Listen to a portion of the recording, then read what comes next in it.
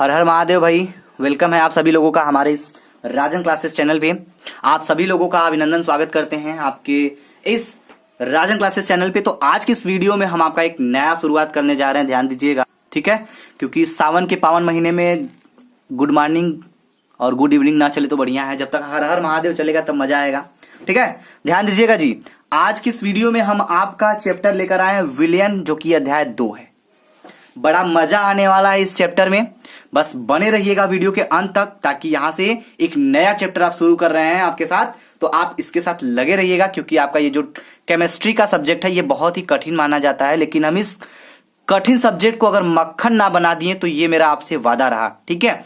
तो इस केमिस्ट्री के सब्जेक्ट को हम आपके एग्जाम तक आते आते एकदम मक्खन बना देंगे कि आप रिएक्शन के साथ खेलना सीख जाओगे। ये हमारा आज से वादा है, किसी कॉपी पे आप नोट कर लीजिए इस बात को, ठीक है। चलिए तो शुरू करते हैं आज के इस वीडियो को, ज्यादा बातें नहीं करते हैं। तो हमारा टॉपिक है आज का विलयन। तो विलयन की बात करें हम तो ध्यान दीजिएगा, विलयन जो होता है वो होता क्या, पहले यही घुस जाते हैं हम लोग। विलयन यानी लिक्विड फॉर्म में होता है विलयन, हम आपको पहले बता दें। लिक्विड फॉर्म माने द्रव अवस्था में विलयन होता है। ये दो समांगी मिश्रण की वजह से विलयन बनता है, ठीक है। दो समांगी मिश्रण जब आपस में मिलते हैं तो विलयन का निर्माण होता है। यहां पे समझ सकते हैं, दो पदार्थों का समांग मिश्रण विलयन कहलाता है। देखिए हम आपको बता दें कि हम यहां पे दो भाषा यूज करने वाले हैं।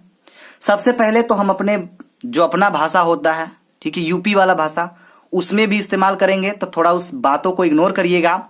और आपको रासायनिक भाषा में बात करेंगे तो रसायन भाषा में भी आप लोग टॉपिक को नोट करिएगा, ठीक है। क्योंकि रसायन की भाषा में आपको लिखना पड़ेगा बोर्ड एग्जाम में, और समझने के लिए हम आपको क्या करेंगे, यूपी वाले भाषा में समझाएंगे थोड़ा सा, ठीक है। इस बातों को इग्नोर करिएगा, लेकिन हमारा मेन मकसद ये रहेगा कि आपके टॉपिक को समझाना है, ठीक है।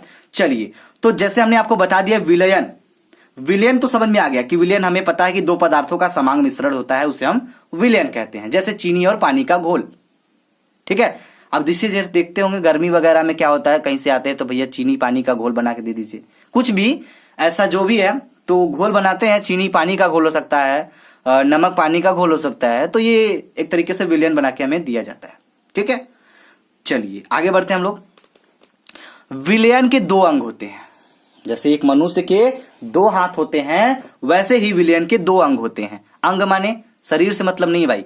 विलयन के दो ऐसे टॉपिक हैं, बहुत ही शानदार टॉपिक हैं। अगर वो समझ गए तो इस विलयन टॉपिक का जो ये विलयन जो चैप्टर है ये बिल्कुल मक्खन हो जाएगा। बस देखते चलिएगा, हम आपको बता रहे हैं विलयन के अंग में ये पहला किरदार निभाएगा हीरो का, जो है विले और विलायक। ये जय और वीरू की जोड़ी है जी, ध्यान दीजिएगा, विले और विलायक। अगर यही समझ में आ गया दोनों टॉपिक आपको, तो ये चैप्टर आपके लिए बहुत आसान हो जाएगा। समझिएगा विले क्या होता है। विले माने समझिएगा, जो विले मतलब घुल जाएगा, समा जाएगा, खप जाएगा, जो भी कह लीजिए। विले मतलब बिला जाएगा।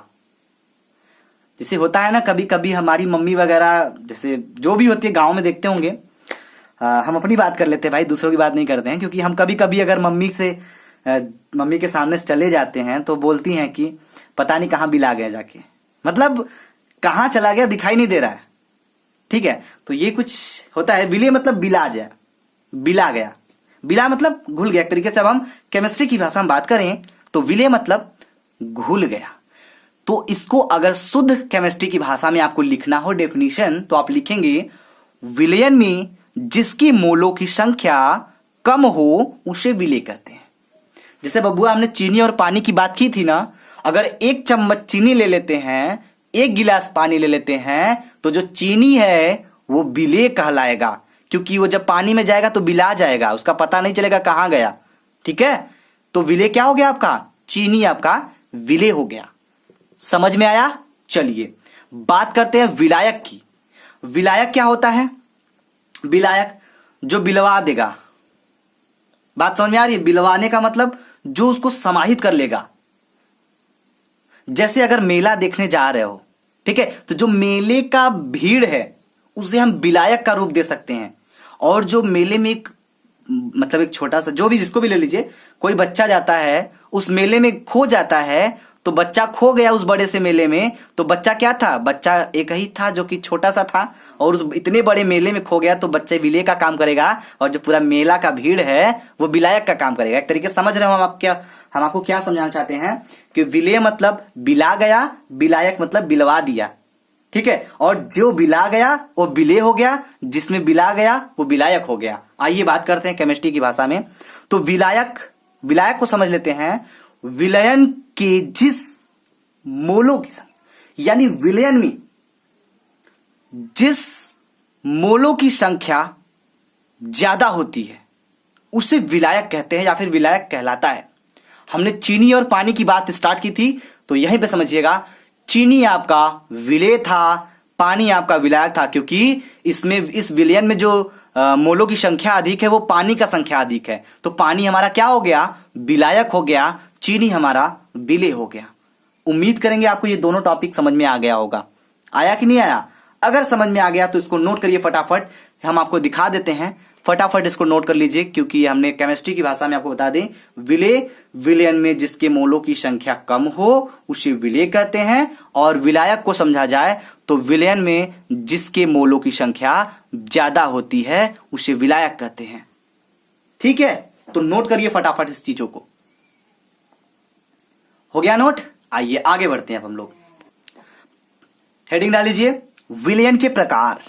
ठीक है, विलयन के प्रकार में हम बात करेंगे भौतिक अवस्था के आधार पर। विलयन 9 प्रकार के होते हैं। 9 प्रकार के होते हैं, तो हम आपको बता दें कौन कौन से होते हैं। 9 प्रकार का बबुआ ध्यान दीजिएगा, ये आपके सामने रखा हुआ है, पहले नोट करिए। ठोस में ठोस का, ठीक है, यानी ठोस का ठोस में एक तो विलयन ये होता है, दूसरा विलयन होता है ठोस का गैस में, और तीसरा होता है ठोस का द्रव में, चौथा होता है द्रव का ठोस में, और द्रव का 5वां नंबर होता है द्रव का द्रव में, 6वां होता है द्रव का गैस में, और 7वां होता है गैस का ठोस में, 8वां होता है गैस का द्रव में, 9वां होता है गैस का गैस में। तो ये 9 प्रकार के आपके भौतिक अवस्था के आधार पर विलयन के प्रकार होते हैं। कक्षा 12 वाले बहुत ध्यान से समझिएगा। केमिस्ट्री को अगर मजाक समझ के चलोगे तो मजा आएगा, इंटरटेनमेंट के साथ पढ़ोगे तो ये बहुत आसानी से समझ में आएगा। अगर इसको बोरिंग बना के पढ़ोगे तो ये आपको डुबा देगा। ठीक है, यानी कि केमिस्ट्री एक ऐसी केमिस्ट्री एक ऐसा सब्जेक्ट है जिसको इंटरटेनमेंट के साथ पढ़ने में बहुत मजा आएगा। आपको हम बता दे रहे हैं ना, सच्ची बता रहे हैं, ध्यान दीजिएगा। आगे ध्यान दीजिएगा, अगला आपका हेडिंग है जो है सांद्रता के आधार पर विलयन के प्रकार। अभी तो हमने भौतिक अवस्था के आधार पर बताया 9 प्रकार का, अब हम बात करेंगे सांद्रता के आधार पर विलयन के प्रकार। तो सांद्रता के आधार पर जो विलयन होते हैं, ये विलयन 2 प्रकार के होते हैं। कौन कौन सा होता है बबुआ, ध्यान दीजिएगा। सांद्रता के आधार पर विलयन 2 प्रकार के होते हैं। कौन कौन से होते हैं? पहला हो जाएगा तनु विलयन, दूसरा हो जाएगा सांद्र विलयन। चलिए अब इस तनु सांद्र को हम लोग समझ लिया जाए। ठीक है, ध्यान दीजिएगा। तो ध्यान दीजिएगा, तनु विलयन क्या होता है। तो तनु विलयन को पहले हम लोग अपने यूपी वाले भाषा में समझ लेते हैं, ताकि पहले आपके जो दिमाग का कंसेप्ट है वो क्लियर हो जाए। उसके बाद अगर पहले ही बता देंगे तो आपको बोरिंग हो जाएगा। ठीक है, अगर आपको वहीं पहले वो वाला भाषा बता के समझाएंगे तो बड़ा मजा आएगा। ठीक है, ध्यान दीजिएगा। तनु की बात करते हैं। तनु माने तनु विलयन की बात करें तो ये वह विलयन होते हैं जिसमें ये क्या होता है, पतला टाइप का होता है, जिसमें विलय की मात्रा कम घुली होती है। ठीक है, तो उसे हम कहते हैं क्या, विलयन की विलयन कहते हैं। इसको हम तनु विलयन कहते हैं। इस विलयन को जिसमें हमारा विलय का बहुत कम मात्रा घुला होता है उसे हम क्या बोलते हैं, जैसे आप एग्जाम्पल में ले सकते हैं थूक।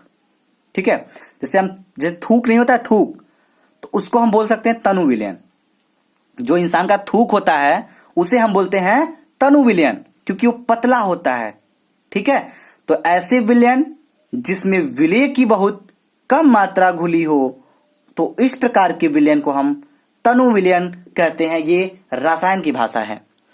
अब जैसे बात करें हम लोग सांद्र विलयन की, तो सांद्र विलयन क्या होता है, ये इस तरह के विलयन होते हैं जिसमें विलय की मात्रा अधिक घुली होती है। ये गाढ़ा टाइप का होता है। ठीक है, जैसे देखते होंगे गांव में जो बुढ़ऊ लोग होते हैं वो लोग खेखार के थूक देते हैं तो वो सांद्र होता है, और जो थूक होता है वो तनु होता है क्योंकि वो पतला होता है, ठीक है। और जो खखार के थूकते हैं बुढ़ऊ लोग, उसको बोलते हैं हम सांद्र, एक तरीके से वो सांद्र विलयन होता है, ठीक है। तो यहां पे अगर रसायन की भाषा में बात करें हम लोग, तो आप लिखेंगे ऐसे विलयन जिसमें विलेय की बहुत अधिक मात्रा घुली हो, तो इस प्रकार के विलयन को सांद्र विलयन कहते हैं, ठीक है।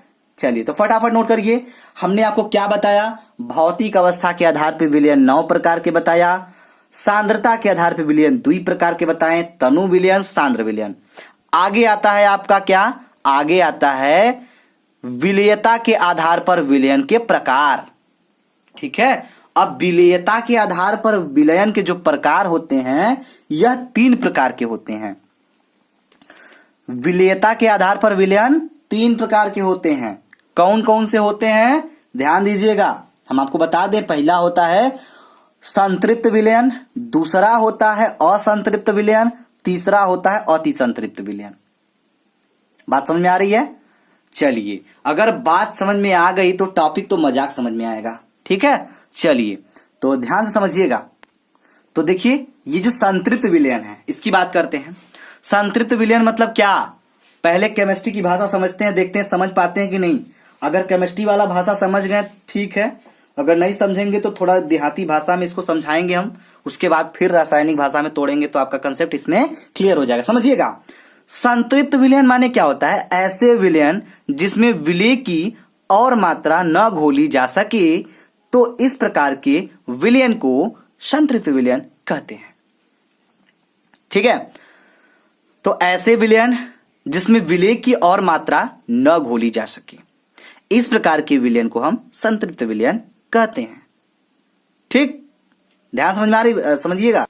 तो संतृप्त विलयन आपको हम बता दें कि जैसे आप लोग देखते होंगे शादी विवाह में जब कोई जाते हैं, कुछ लोग होते हैं ऐसे लोग, कुछ दोस्त मिल जाते हैं ऐसे जो शादी के नाम पे, जैसे कि शादी कहीं जा रहे हैं, शादी में खाना खाने या फिर तेरही में या फिर खाना वाना खाने जाते हैं, आप लोग देखते हैं तो पहले अपना बेल्ट अपना टाइट कर लेते हैं, सॉरी ढील कर लेते हैं कि आज चाप के खाएंगे, ठीक है, कि आज चपक के खाएंगे।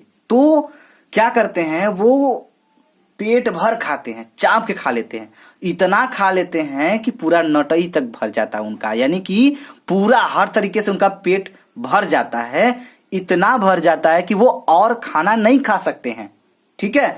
तो इस प्रकार के हम मनुष्य को अगर रसायन की भाषा में बोले तो क्या बोलेंगे, संतृप्त विलयन। भैया आप तुम संतृप्त हो गए हो, ठीक है, यानी कि चाप के एकदम खा लिए हो, ठीक है, अब तुमसे ना तो डोला जा रहा है ना तो कुछ किया जा रहा है, तो यानी चाप के खा लेना एक तरीके से, अब और नहीं खा सकते हैं, पूरा जितना खाना था चाप के खा चुके हैं, तो उसे हम बोलेंगे संतृप्त। भैया हम संतृप्त हो गए हैं, हम खा चुके हैं, ठीक है। तो ऐसे विलयन जिसमें हम विलेय की और मात्रा, मतलब खा चुके हैं लेकिन अब नहीं खाएंगे क्योंकि ये मेरा पेट भर चुका है, पेट तो भर चुका है, ऊपर से नटई तक पूरा भर दिया है सर, ठीक है। जब नटई तक भर गया है तो अब वो नहीं खा सकता, जिसको हम क्या बोलेंगे, बोल सकते हैं भैया संतृप्त हो गए हैं, ठीक है। तो उसी तरह अगर विलयन की बात करेंगे तो ऐसे विलयन जिसमें हम विलेय की और मात्रा नहीं घोल सकते हैं या फिर नहीं घोला जा सकता है, इस प्रकार के हम विलयन को हम बोलते हैं संतृप्त विलयन। आइए बात करते हैं हम असंतृप्त विलयन की।